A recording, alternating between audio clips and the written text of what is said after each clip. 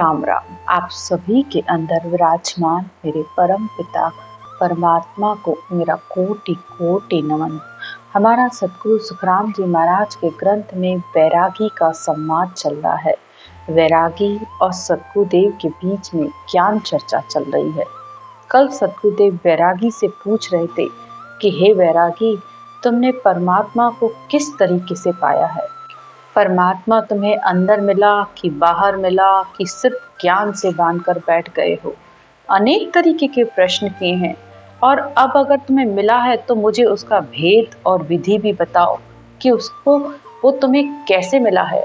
परमात्मा क्या करने पर राजी होता है? इन सब प्रश्नों के उत्तर कल की ज्ञान की चर्चा में सुने थे।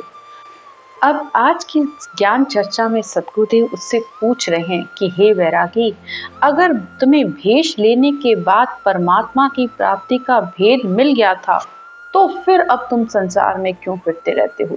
कि भाई, जिसको ज्ञान की समझ आ गई, परमात्मा प्राप्ति का मंत्र भी मिल गया, विधि से सुमरन करना भी पता चल गया, तो वो तो फिर अब एक जगह बैठकर उस परमात्मा का नाम जप करेगा, सुमरन करेगा, ध्यान करेगा।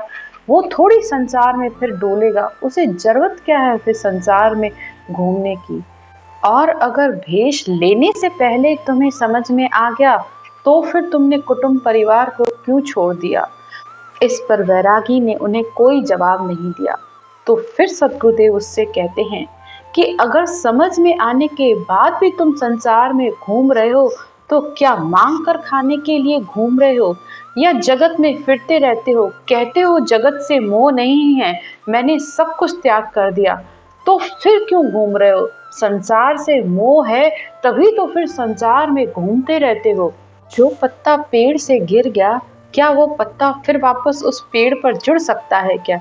जो फल पेड़ से गिर गया या उसको तोड़ लिया गया तो क्या वो वापस फल उस पेड़ पर लग सकता है क्या? इसी तरह जो आत्मा शरीर को छोड़कर निकल गई तो फिर क्या वो आत्मा उस शरीर में वापस आ सकती है क्या? बिल्कुल नहीं आ सकती। तो इसी तरह जब तुमने संसार छोड़ दिया, कुटुंब परिवार सब कुछ छोड़ दिया, तो फिर तुम संसार में क्यों घूमते रहते हो? इस पर वैरागी कहता है कि नहीं, हम मांग कर खाने के लिए हमने ये भेष धारण नहीं किया है। हमने तो लोगों को परम पद का भेद बताने के लिए हम फिरते रहते हैं। संसार का मोह लगने के डर से हम नहीं फिरते हैं। परम पद के वास्ते हमने ये भेष धारण किया है। यानी हम संसार को ज्ञान देने के लिए जगह जगह जाते रहते हैं। इस पर सतगुरुदेव कहते हैं, सुन वैरागी बात हमारी, परम भेद कहे भाई। कह सुख राम नहीं तो स्वामी, उठिया राम दुआई। सतगुरुदेव कहते हैं कि हे वैरागी, मेरी बात को ध्यान से सुनो और परम पद के भेद को मुझे बताओ। और अगर तुम नहीं बताते हो तो तुम्हें राम जी की सौगंध है, तुम यहाँ से उठकर मत जाना। क्योंकि वो वैरागी बार बार कह रहा है कि मैं संसार को परम पद का भेद बताने के लिए फिरता रहता हूँ। तो जब सतगुरुदेव ने उससे पूछा कि बताओ परम पद का भेद क्या है, तो वो बता भी नहीं पा रहा है। इसलिए सतगुरु ने उससे कहा कि तुम्हें राम जी की सौगंध है जो तुम यहाँ से उठकर गए हो। फिर सतगुरुदेव पूछते हैं, मंत्र सूक्ष्म कहो वैरागी, के ग्रस्त हो जाओ। जन सुख राम ज्ञान से बूझे, नाम को नाम बताओ। अब सतगुरुदेव वैरागी से पूछते हैं कि हे वैरागी, सूक्ष्म मंत्र किसे कहते हैं? ये मुझे बताओ, नहीं तो तुम ग्रस्ती हो जाओ। क्योंकि मैं तुमसे बार बार पूछता हूँ कि जो सूक्ष्म नाम है, उस कौन सा ऐसा नाम है जिसको उस नाम को लेने पर वो सूक्ष्म नाम आता है? अब इस पर भी वैरागी कहता है कि मुझे नहीं पता, आप ही बताओ। फिर सतगुरुदेव उसे बताते हैं, सूक्ष्म मंत्र श्वास दम माही, बिना जीव मन जाने। कह सुख राम द्वादश ऊपर, पूरा संत पहचाने। इस पर सतगुरुदेव उसे बताते हैं कि सूक्ष्म मंत्र है वो श्वास दम। दम यानी उश्वास, यानी ऊपर का श्वास जो कि ब्रह्म है। उसमें जब हम श्वास प्रश्वास से इस राम के नाम को लेते हैं तो वो सूक्ष्म मंत्र अंतर में प्रकट होता है। यानी सत शब्द, ये शब्द, इसे सूक्ष्म मंत्र कहा जाता है, जो बाहर का नाम लेने पर अंतर में प्रकट होता है। बाहर का नाम जो आप ले रहे हो, बाहर का नाम और अंदर का नाम कभी भी एक नहीं हो सकता है। जो कि सब यही कहते हैं कि कुछ भी करो तुम पहुंच जाओगे, नहीं। जो राम का नाम है वो न्यारा राम, राम का नाम लेने पे ही अंतर में वो राम प्रकट होता है। वो भी इस शब्द धुन के रूप में वो परमात्मा आकर तुम्हें अंदर प्रकट होता है। वो ही तुम्हारे सारे जितने भी अंदर ताले जड़े हुए हैं, यानी ये जो तुम्हारे चक्र है सारे, वो ये शब्द ही खोलता है। सब कल कीमत सत शब्द की, ताला ताक शब्द ही खोले, ररंकार धुन आगे बोले। सारे ज्ञानों का सार ये सत शब्द, ये शब्द धुन है। ये तुम्हारे सारे ताले खोलेगी, क्योंकि इसी में ही ताकत है। जब तुम्हारी विधि बैठती है, उस विधि में 10 मिनट में वो अंदर आ जाता है।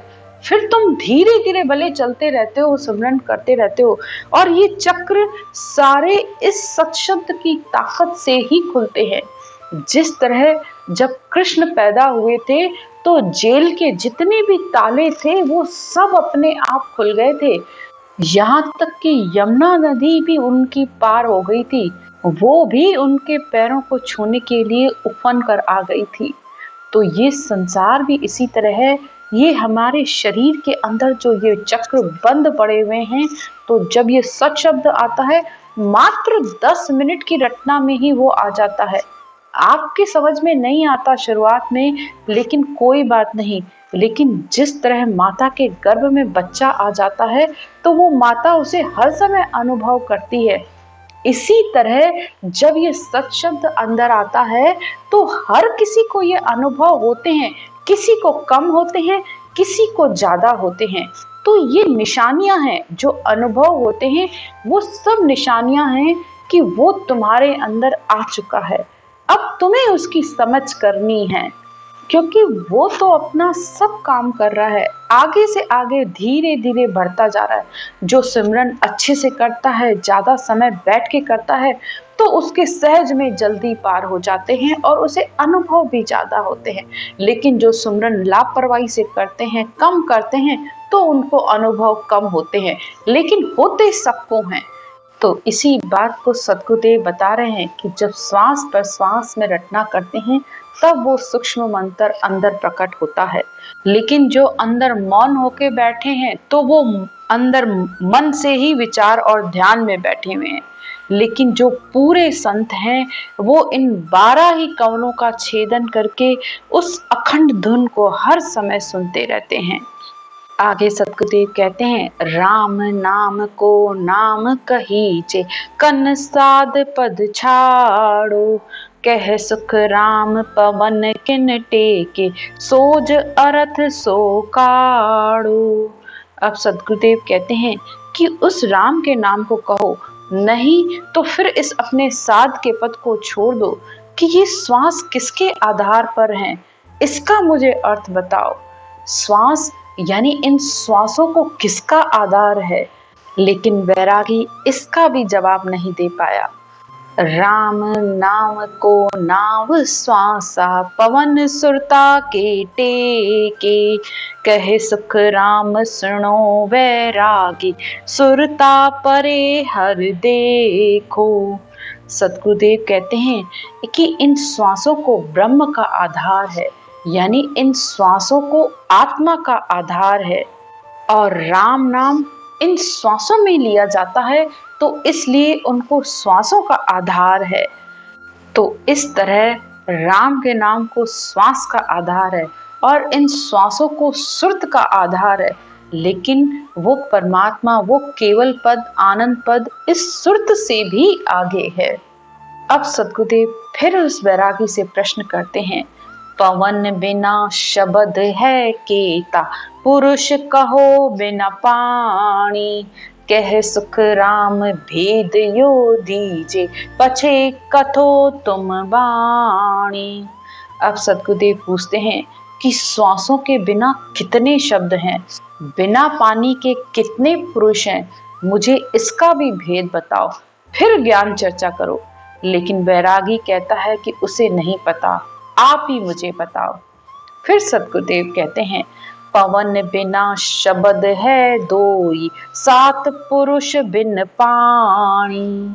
सद्गुरुदेव कहते हैं पवन यानी इन श्वासों के बिना दो ही पद है, यानी एक परब्रह्म परमात्मा का, दूसरा सत्स्वरूप परमात्मा का। यानी परमात्मा ने दो पद बनाए हैं, होण काल ब्रह्म और सत्स्वरूप का पद, यानी राम का नाम, और राम का नाम लेने पर ये ने अक्षर आता है।